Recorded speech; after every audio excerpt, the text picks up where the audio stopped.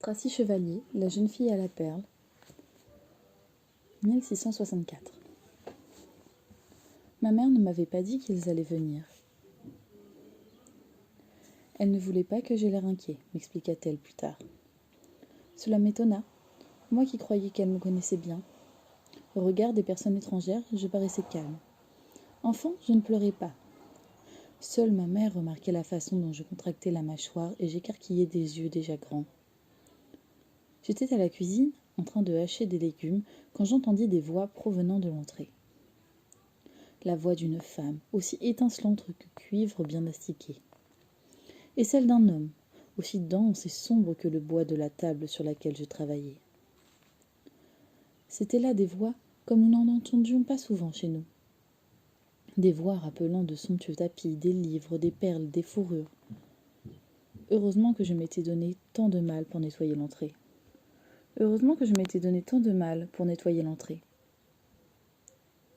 La voix de ma mère, une marmite, une bobonne se rapprochaient de moi. Ils se rendaient à la cuisine. Je rangeais les poireaux que j'étais en train de couper, posais le couteau sur la table, m'essuyais les mains, mon tablier, et pinçais mes lèvres pour les plisser.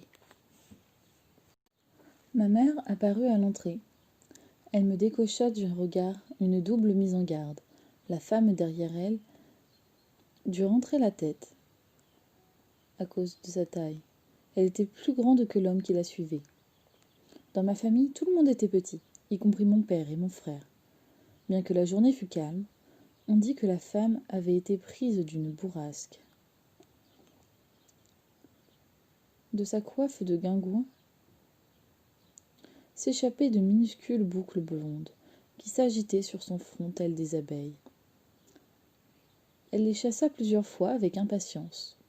Son col aurait eu besoin d'être dressé. Il n'était pas aussi raide qu'il aurait pu l'être.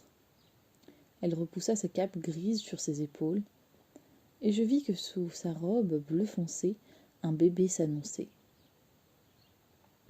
Il arriverait d'ici la fin de l'année. Le visage de la femme rappelait un plat d'argent ovale, tantôt étincelant, tantôt terne.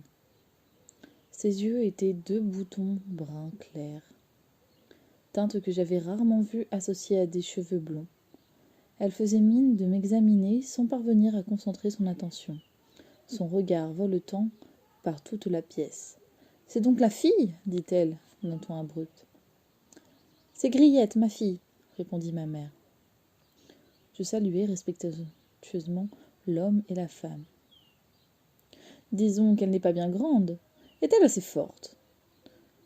Au moment où la femme se tournait vers l'homme, un pan de sa cape entraîna le couteau dont je venais me servir.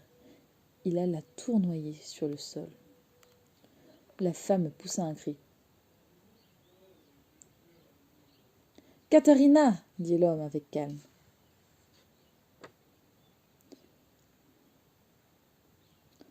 Il prononça son nom, comme s'il avait un morceau d'écorce de cannelle dans la bouche. La femme s'arrêta, faisant effort pour se dominer. Je m'approchai, ramassai le couteau, frottai la lame avant de le poser sur la table. Dans sa chute, le couteau avait déplacé les légumes. Je remis en place un morceau de carotte. L'homme m'observait de ses yeux gris, comme la mer. Son visage allongé et anguleux reflétait la sérénité, alors que celui de son épouse était aussi changeant que chandelle au vent. Il ne portait ni barbe ni moustache, d'où cette apparence nette que j'ai appréciée. Une houppelande noire couvrait ses épaules. Sa chemise était blanche et son col de fine dentelle. Son chapeau était enfoncé sur sa chevelure couleur de brique défraîchie par les intempéries. « Que faisiez-vous là, Griette » demanda-t-il. Sa question me surprit, mais je n'en laissai rien paraître. « Je coupais des légumes pour la soupe, monsieur. » J'avais l'habitude de disposer les légumes en cercle, par catégorie, comme les parts d'une tarte. Il y avait 5 parts, choux rouges, oignons, poireaux, carottes et navets. Je m'étais servi d'une lame de couteau pour délimiter chaque part et j'avais placé une rondelle de carotte au centre. L'homme tapota sur la table. « Est-ce dans cet ordre qu'ils iront dans la soupe ?» me demanda-t-il en étudiant le cercle. « Non, monsieur. » J'hésitais. Je n'aurais pu expliquer pour quelle raison je les avais rangés de la sorte. Je m'étais dit que ça devait être comme ça, un point c'est tout. Mais j'avais trop peur d'avouer ça à monsieur. « Je vois que vous avez mis de côté les légumes blancs, » reprit-il, en montrant les navets et les oignons. « Tiens, ceux de couleur orange ne voisinent pas avec ceux de couleur pourpre. Pourquoi ça ?» Il ramassa une tranche de chou et un bout de carotte, les secoua dans sa main, comme des dés. Je regardai ma mère, elle hocha discrètement la tête. « Les couleurs jurent parfois quand elles sont côte à côte, monsieur. » Il fronça les sourcils. De toute évidence, il ne s'attendait pas à cette réponse. « Dites-moi, vous passez beaucoup de temps à disposer les légumes avant de faire la soupe ?»« Oh non, monsieur, » répondis-je confuse. Je ne voulais pas qu'il crût que je gaspillais mon temps. Au coin de l'œil, j'entrevis un mouvement. Ma sœur Agnès nous épiait tapis derrière le montant de la porte. En entendant ma réponse, elle avait secoué la tête. Il était rare que je mente. Je baissai les yeux. L'homme tourna légèrement la tête. Agnès disparut. Il laissa retomber les morceaux de carottes et de chou parmi leurs semblables. Le chou se retrouva en partie avec les oignons. J'aurais voulu tendre la main pour le remettre à sa place. Je me retins, ce qu'il devina. Il me mettait à l'épreuve. « Assez bavardé comme ça, » déclara la femme. Si agacée fut-elle par l'attention qu'il me portait. C'est moi qu'elle fustigeait du regard. « Nous disons donc à demain ?» Elle se retourna vers l'homme avant de sortir majestueusement de la pièce, suivie par ma mère. L'homme jeta un dernier coup d'œil à ce qui devait être la soupe, puis il me salua de la tête et suivit les femmes. Lorsque ma mère revint, j'étais assise à côté du cercle que formaient les légumes. J'attendis qu'elle parle, bien que nous fûmes en été et qu'il fît chaud à la cuisine, j'étais recroquevillée sur elle-même. Elle était recroquevillée sur elle-même, comme pour se garantir des frimas. « Tu entreras 2 mains à leur service. Si elles sont contents de toi, tu gagneras 8 florins par jour. Tu logeras chez eux. » Je gardai le silence. « Voyons, Griette, ne me regarde pas comme ça, » poursuivit ma mère. « Il le faut, maintenant que ton père a perdu son travail. » « Où habite-t-il ?»« À l'angle de l'Oue de Langandic et de Molenport. »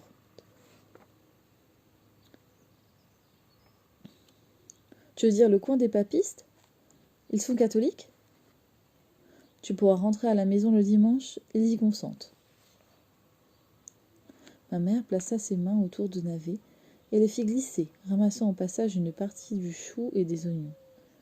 Puis elle laissa tomber le tout dans une marmite d'eau qui attendait sur le feu. Fini les belles parts de tarte que j'avais arrangées avec tant de soin. Je grimpai l'escalier pour aller trouver mon père. Il était assis sous les combles. Près de la fenêtre, la lumière effleurait son visage. Faute de mieux, c'était sa façon de voir maintenant. Mon père était artiste céramique. Ses doigts étaient bleus à force de peindre Cupidon, damoiselles, soldats, bateaux, enfants, poissons, fleurs ou animaux d'Hébé sur des carreaux blancs avant de les vernir, de les passer au four et de les vendre. Un jour, le four avait explosé, le privant et de ses yeux et de son commerce. Il avait eu de la chance. 2 de ses compagnons étaient morts. Je m'assis près de lui et lui pris la main. « J'ai entendu, » dit-il, sans me donner le temps d'ouvrir la bouche. J'ai tout entendu. Ses oreilles compensaient.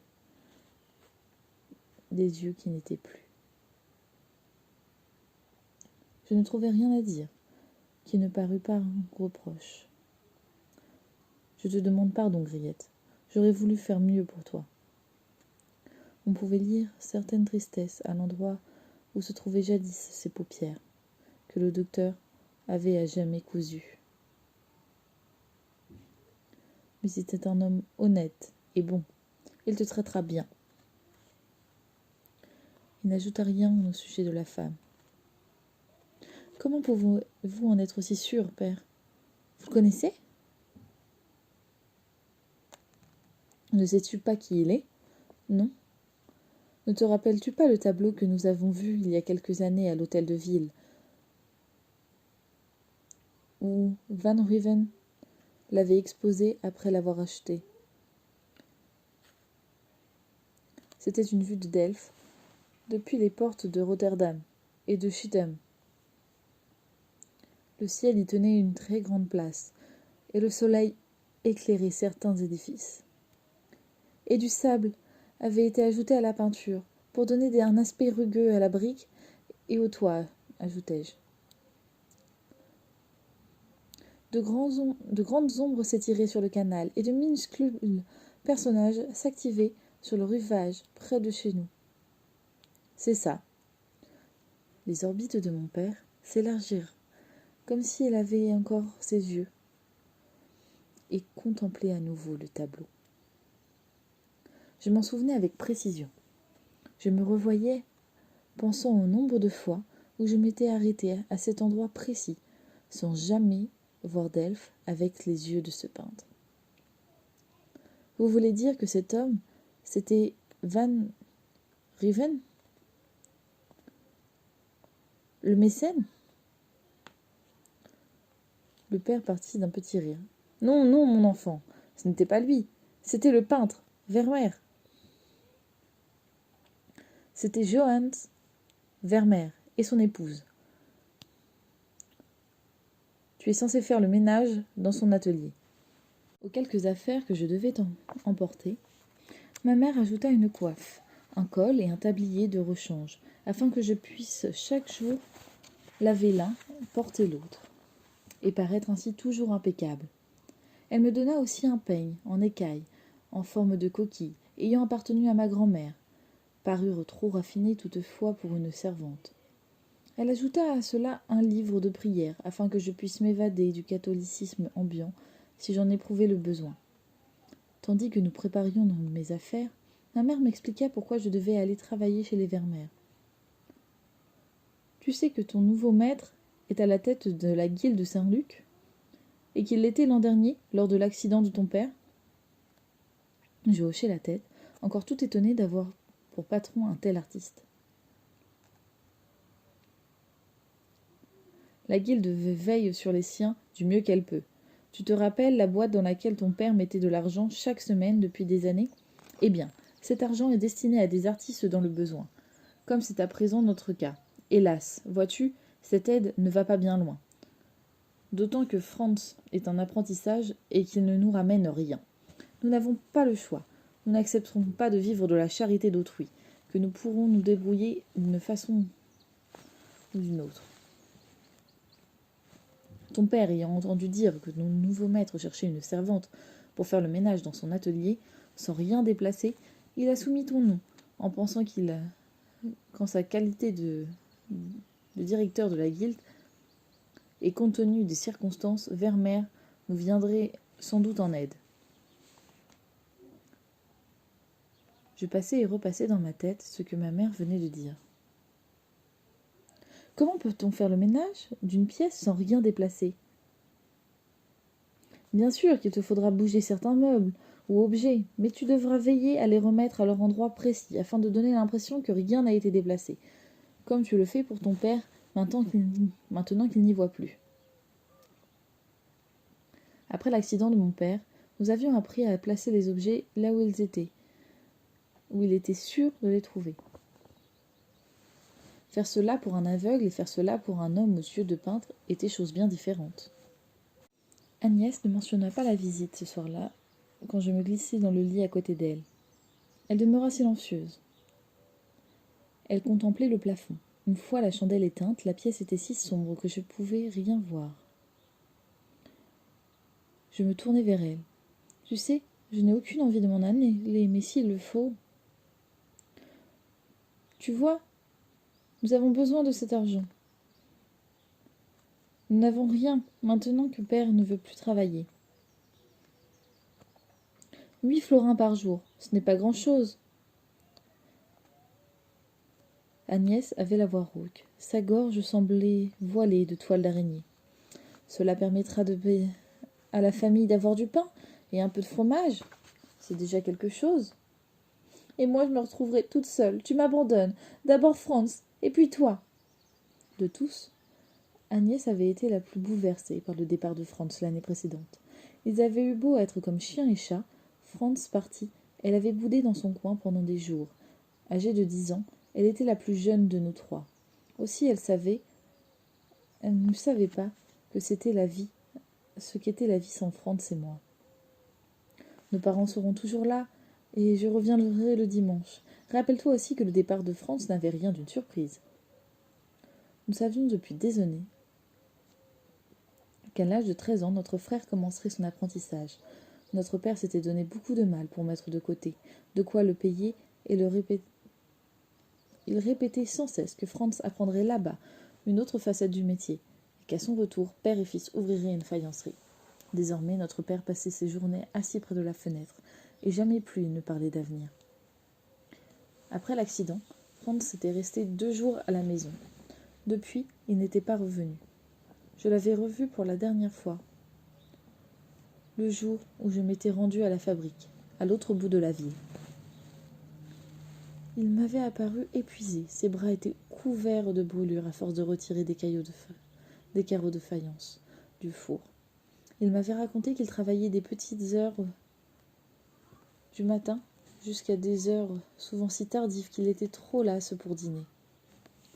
Notre père ne m'avait jamais dit qu'il serait aussi dur, avait-il marmonné, sans quelque ressentiment.